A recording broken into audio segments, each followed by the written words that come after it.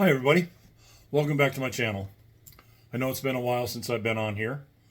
I've had some things happen that, frankly, I didn't know how to deal with. So we're going to get into that a little bit today. But what I want to do is I want to go back a little bit and tell you a little bit about who I am and how I came to be where I am right now. I'm a 63-year-old surgical technician slash first assist. I've been doing this job for 43 years, basically my entire life.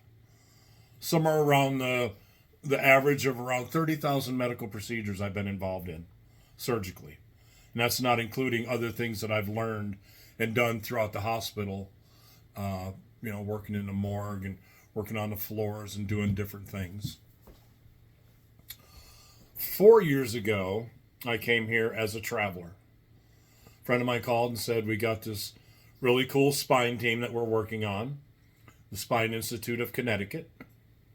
Said, why don't you come down here and come here as a traveler? I said, cool. I love spines. I love anything to do with neuro. So I came here.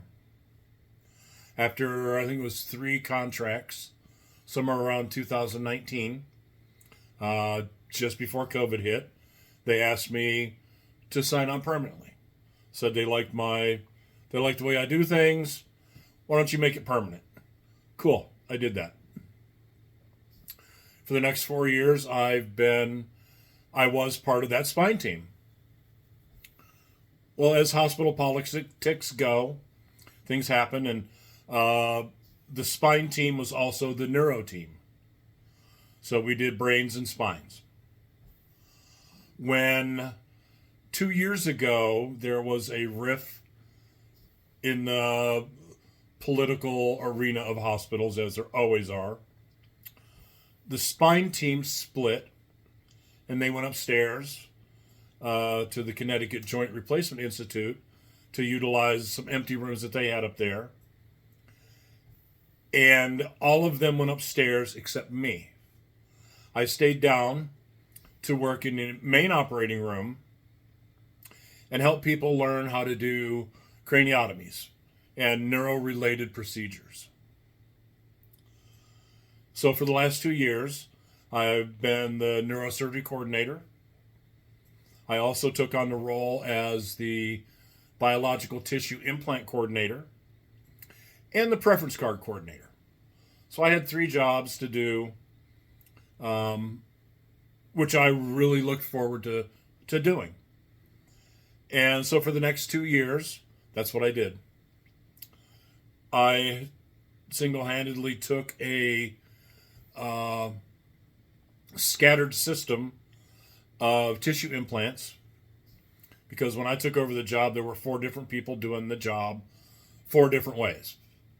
So I took all of those papers, all that stuff, reorganized it, put it into one system, and made it functionable so that when Joint Commission comes in and goes, we want to see your records, I was ready to go, here you go.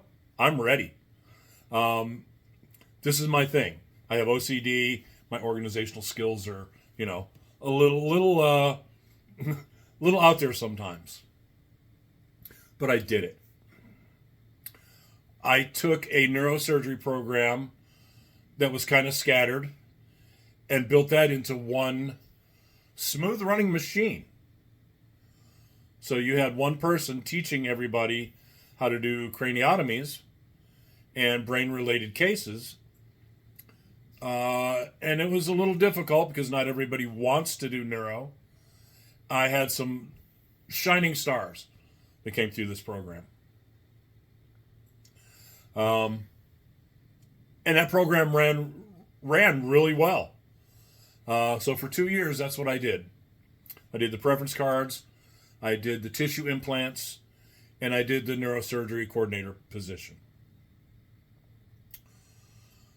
About a year and a half ago, I started to notice my lung function was kind of slowing down a little bit. I was having a little bit more trouble breathing, a little bit more issue with, just my exertion wearing me out a whole lot. And so I went to a pulmonologist. Come to find out, I've got idiopathic pulmonary fibrosis.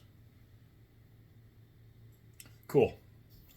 So, if you don't know what that is, it's a terminal disease that can linger for years, depending on the advancement of your disease, or it can kick your ass pretty quick, which mine decided to be the ass-kicking kind real quick. So in the last year and a half, I've gone from front row of concerts, from out in the pasture with the horses and climbing rafters and cleaning barns and doing all kinds of stuff. Hiking and traveling and doing all kinds of stuff to I can't even drag my own fucking garbage cans to the curb because I can't breathe. So my disease has slapped me to the ground. When 5 months ago, I had applied to have a portable oxygen machine, ADA things that could help me do my job, whatnot, because I noticed I'd walk, 20 feet down the hallway and have to stop and breathe. Another 20 feet, have to stop and sit down and breathe. Until the point of where I couldn't do that anymore. So I went out on disability on July 18th of this year, 2025. Before I did that, my chief of anesthesia and one of our fabulous pulmonary interventionalists looked at my x-rays and went, dude, you need some help. Serious fucking help. So my friend Dr. Neil McGee called the transplant surgeon at Mass General Hospital and said, dude, we got one for you. Guy really needs some help. I went down to Boston, sat down with their transplant coordinator, got everything kind of arranged. Let's get the ball rolling. Okay. So then I went out on leave on July 18th. So from July 18th until now, or basically August 24th, maybe a week into that, I had spent doing all the prerequisites, all the tests, all the exams, all the pulmonary function tests, all the CAT scans, everything, all the blood work, to get ready for a transplant. I was still employed. I had fabulous insurance. I've got the paperwork and proof that shows that they approved everything. Everything. Transplant, follow-up care, everything. Well, when I went out on July 18th, I started my FMLA. And during that time, I received maybe 2, maybe 3 phone calls from management above me at work. Not really asking me how I was doing, more to the fact of, when are you coming back to work? I don't know. I need new lungs. So the staff at St. Francis Hospital and Medical Center in Hartford, Connecticut, I got some really good friends there. And the other half couldn't give a shit one way or the other. So starting July 18th, I started to do all these tests and exams. I was one test and exam away from completing those exams and being put on the transplant list. When, lo and behold, October 24th, I received a letter. Let's see if I can find that and bring it up. So on Friday, October 24th, I received this letter that says, "Dear Johnny, we hope this email finds you well.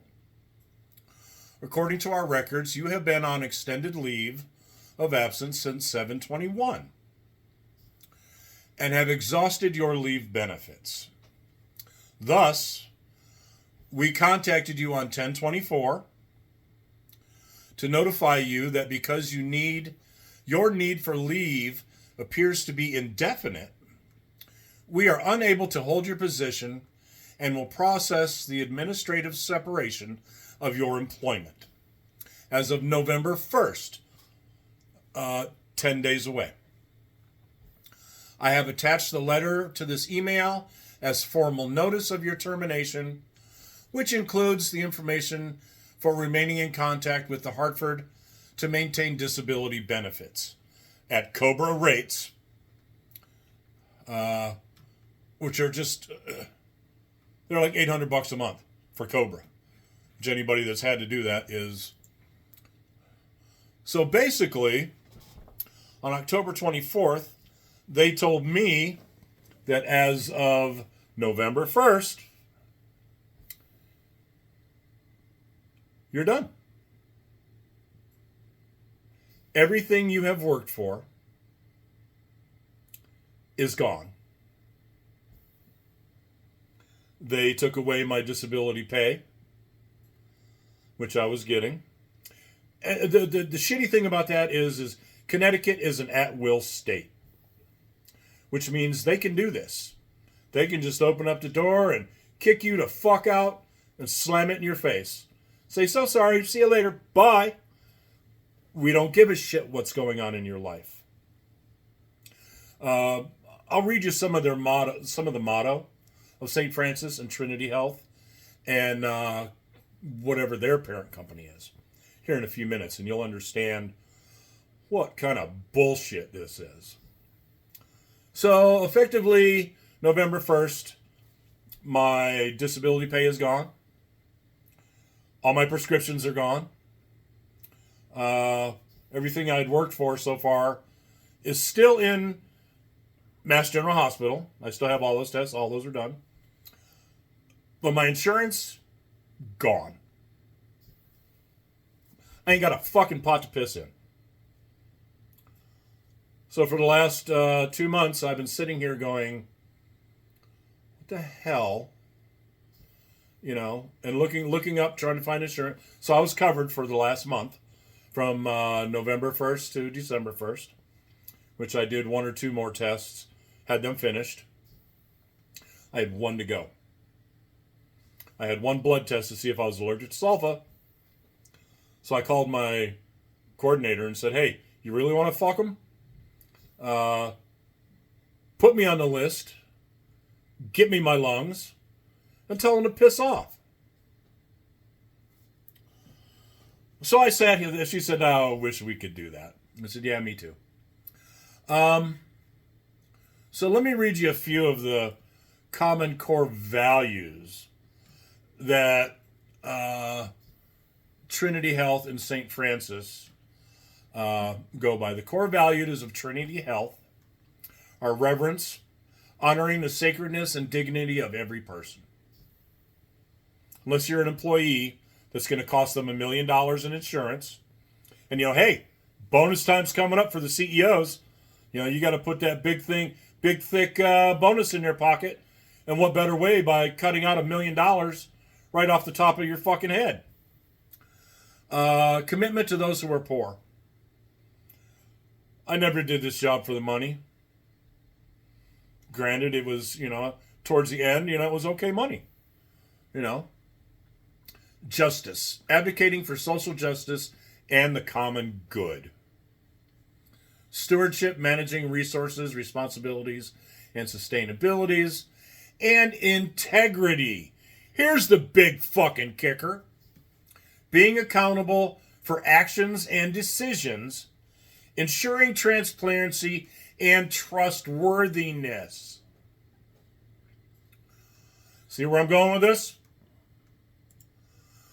Common Spirit Health so I work at St. Francis Hospital, whose parent company is Trinity Health, whose parent company is Common Spirit Health. They basically carry the same mission, vision, and values that the other ones do. It's a calling that defines and unites. Their mission is we make the healing presence of God known in our world by improving the health of the people we serve, especially those who are vulnerable, while we advance social justice for all. Social justice. That's a cute little phrase. Unless it pertains to one of their own. Their core values are compassion.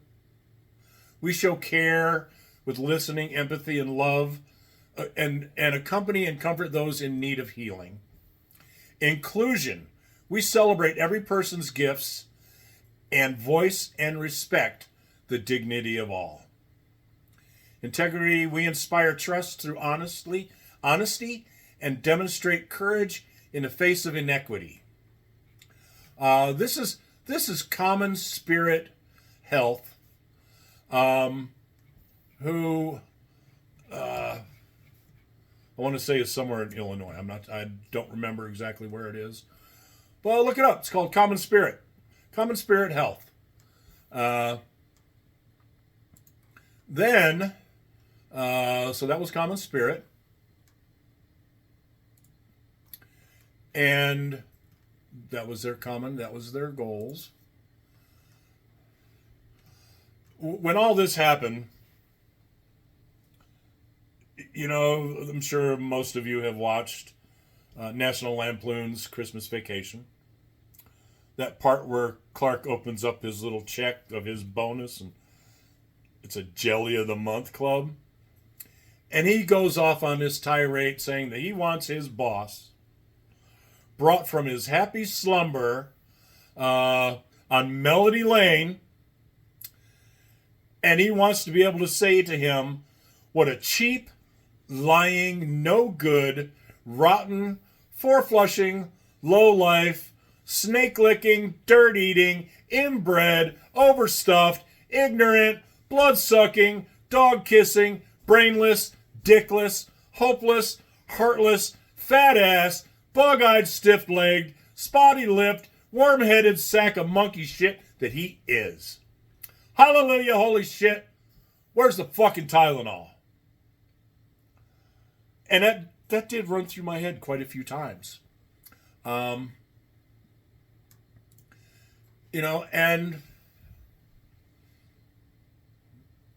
I love my job. I went to work every day. I did my job.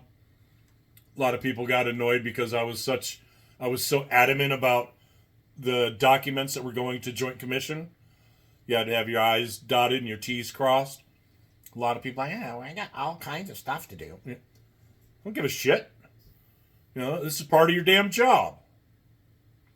Because if it comes down to it and something happens, it's their license on the line, the hospital's reputation on the line, and my job on the line because I wasn't following through.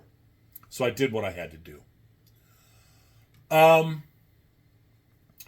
Last month, November 1st, not only did my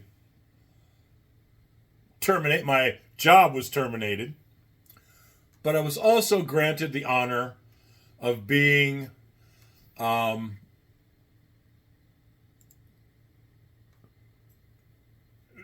part of OR Today magazine's spotlight, which every month they do a spotlight on somebody from the operating room who has led a pretty cool life while being in the operating room. All the things that they've done, all the things they've accomplished. And I was November 2025's spotlight.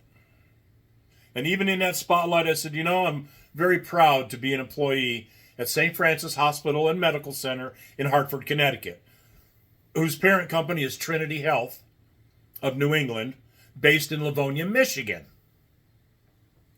and whose parent company is Common Spirit Health. Don't know where they're at. don't care. So, that spotlight was a really cool thing for me. Like I said, I've never done this job for the money or the accolades.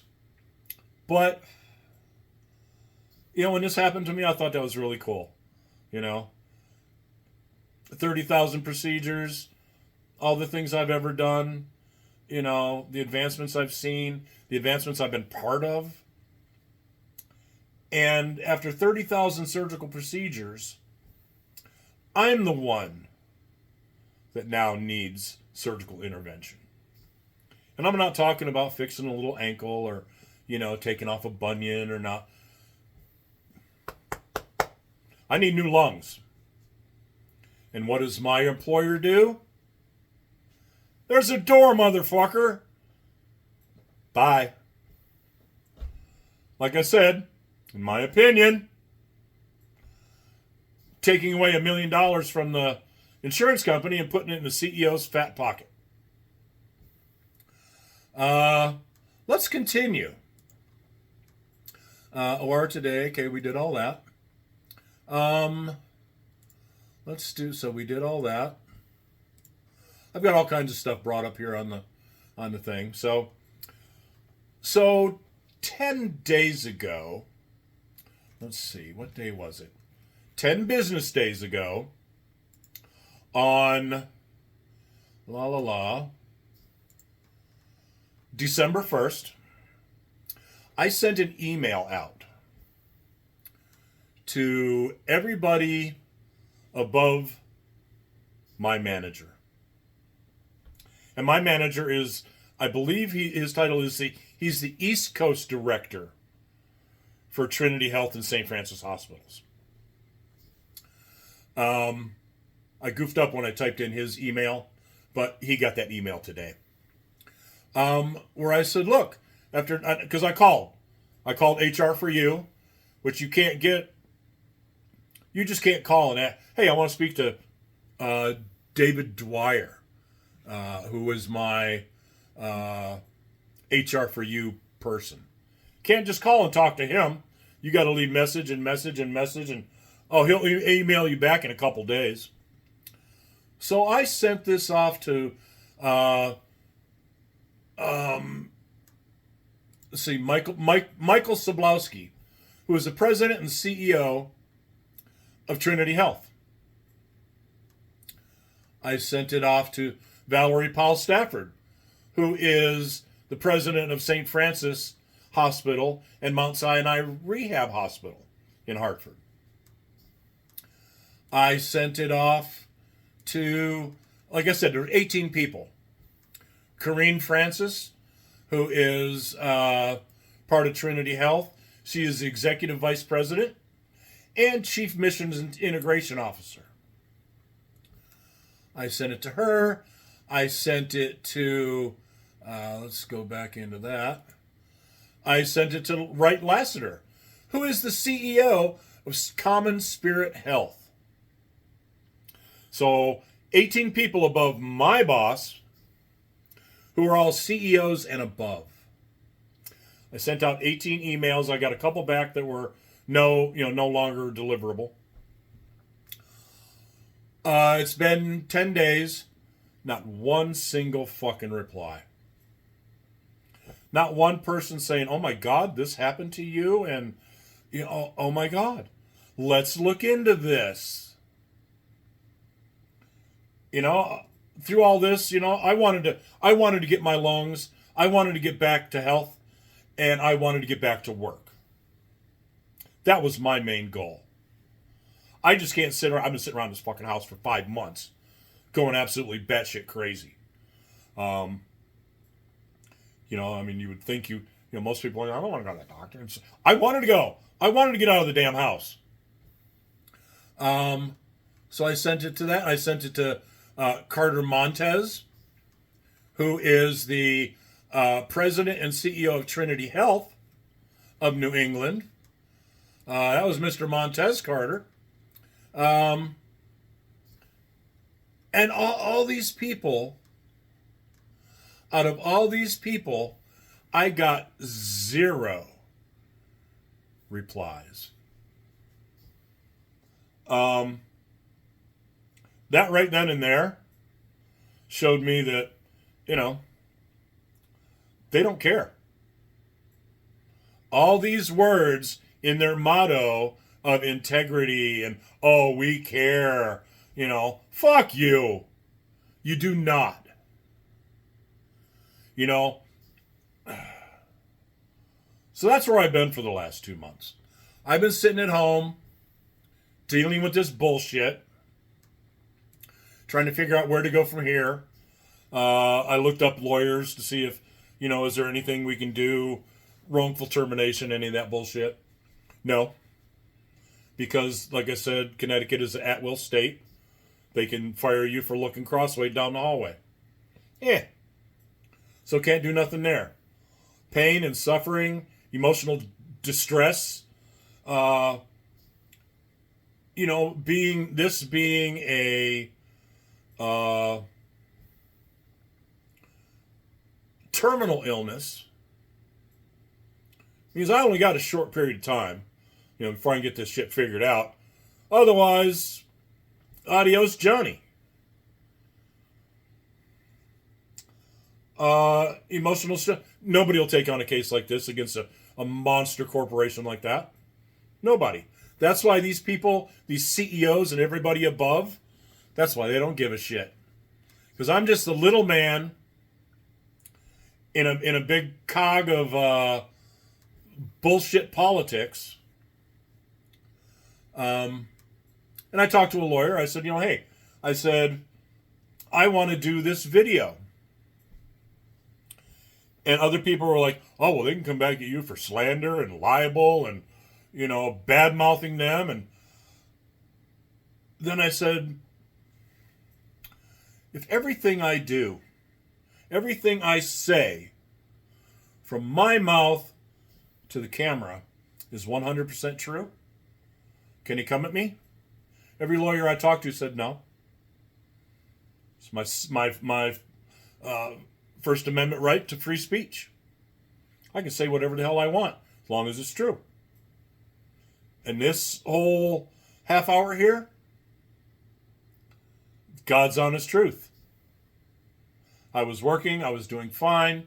I used up my FMLA, but I was still in the middle of short-term disability, waiting to go on long-term disability. Open the door. Get the fuck out. Bye. Merry Christmas. I hope this letter finds you well. Fuck you. They want to know who Johnny Kotcher is. Let me explain something to you. You done fucked up and pissed off the wrong person. I want this video to go global. I want this video to be sent to your friends. I want this video to be sent to their friends. I want this video to be sent to their friends. Because St. Francis Hospital and Medical Center, Trinity Health of New England, and Common Spirit Health,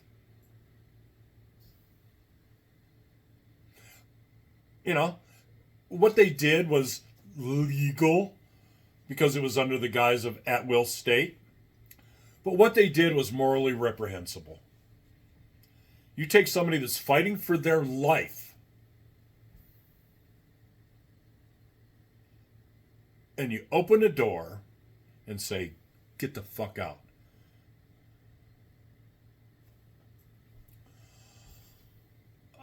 That's where I'm going to end this at right now.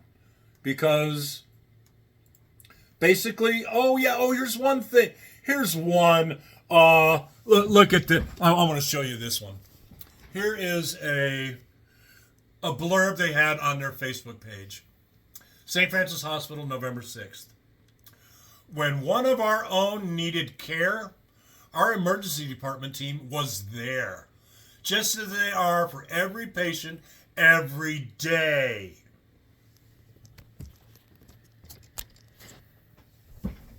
Hey, I'm very happy she got help. I really am. And I've been in the ER a couple times in the last month or so. There are some absolutely fabulous people that work there. But when you get to the managers and above, they could give a shit about you. They don't care. Oh, but when one of our own needed help, one of their own needs help, where the fuck are you? You know, it's shit like that. Post on Facebook and things like their motto of integrity. We have so much integrity. We care about everybody. That kind of puts a rash in my craw, you know.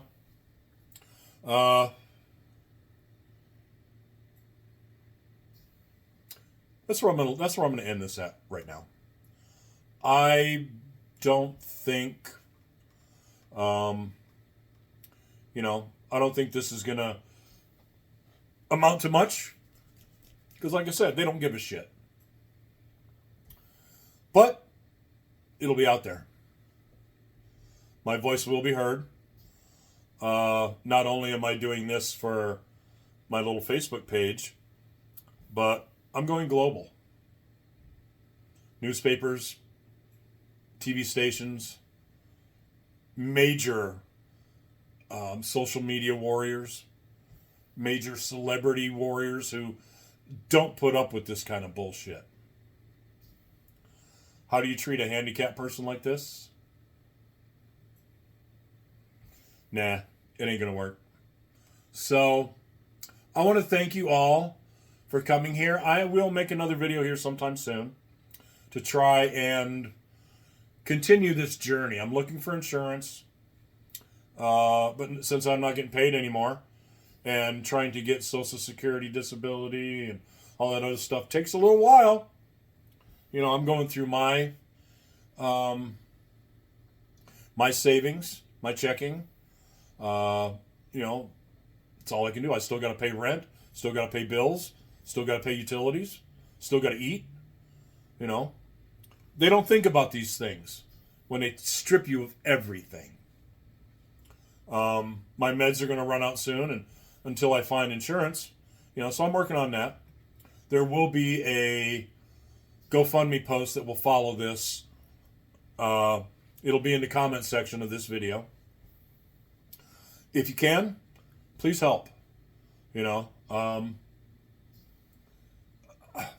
don't know what else to say or ask or do, or other than just this is what happened to me. So don't ever take your job or your insurance or your life too seriously, because they can open up the door and kick you out, make you fend for yourself. This country is going down the tubes so quick. But I wish you all the best. Like I said, pass this video along. Have them pass it along to their friends. Have them pass it along to their friends. Don't let this stop. I'm going to send it out on every social media platform I can find, or that I'm part of. And like I said, you're going to see it. You're going to see this go from there. Thank you all. I love you for being part of this as when I started it. My whole goal was to help people through this disease. There's a lot of factors to it. And one of my next videos is going to be about the one thing that everybody goes through with a disease like this, or any disease, is depression. I've been sitting at home for the last month and a half. That's another story, folks. Thank you for being part of this. God bless you all. And I'll see you. Down the road. Peace out.